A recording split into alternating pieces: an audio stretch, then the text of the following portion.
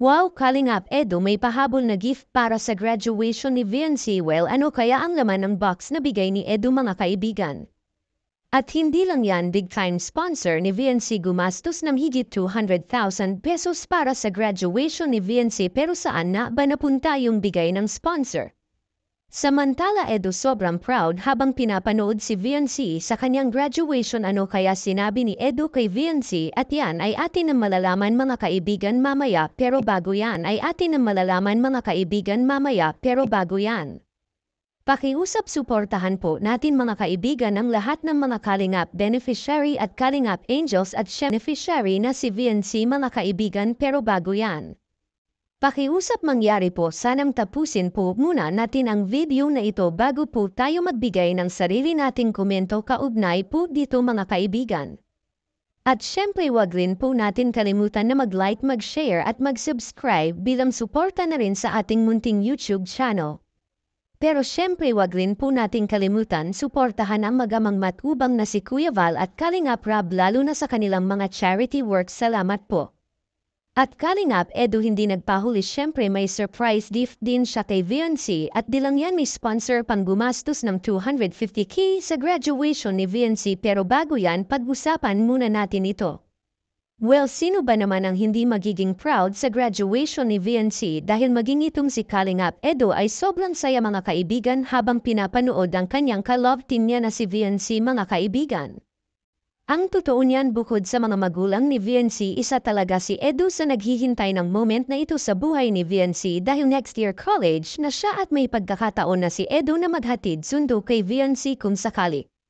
Actually, may pahabol pa talaga si Edo na regalo, pero hindi scholarship, dahil sagot na ito ni Kalingap Rob, pero ito yung bagay na nagsisimbolo sa graduation ni VNC. Sa totoo lang, mga kaibigan, yung usual po talaga na natatanggap dati ng mga nakagraduate na estudyante ay graduation ring na ibinibigay ng mga magulang, pero hindi lang natin alam kung graduation ring ba yung regalo ni Edo kay VNC, mga kaibigan. Pero kung ano man yung laman ng box na ito na bigay ni Edo, ay siguradong maa-appreciate ni VNC dahil galing ito sa kanyang ka-love team na si Edo. Samantala, sa ibang balita naman ay halos 250k yung inubos ng isang big-time na sponsor ni VNC sa kanyang graduation, mga kaibigan. Ayun na, sa ating napag-alaman ay binigyan si VNC ng 200,000 pesos, pero hindi daw po ito cash na natanggap ni VNC dahil diretso ito sa bangko ni VNC, kumbaga ibinang transfer ito. Samantala, yung 50,000 pesos naman ay di umano ay ginamit para sa pagbili ng electric fan na para sa dating school ni VNC, at yung natira ibinadget naman para sa pagkain na pagsasalo-saluhan ng Team Kalingap, mga kaibigan. Well, ang swerte talaga, mga kaibigan, ni VNC dahil bukod sa mga taong sumuporta sa kanyang graduation ay nakatanggap pa siya ng cash at regalo mula sa sponsor at syempre kay Edo. Samantala, iyan lang po muna ang ating latest update patungkol kay VNC. Maraming salamat po sa panunood ninyo. Ingat po kayo at God bless, mga kaibigan. At yun na guys, ang nangyari sa EDC guys, no? Hanggang dito na lang ang ating reaction video ngayong araw na to guys, no?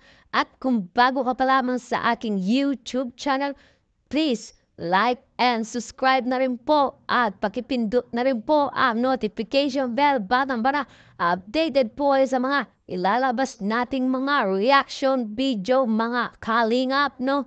At suportaan po natin ang buong Kalingap na si Kuya Val Santos Matubang, Ate Ana Vlogs, Kalingap Rob, at buong Kalingap team at mga Kalingap Reactor guys, no? Hanggang dito na lang ang ating reaction video.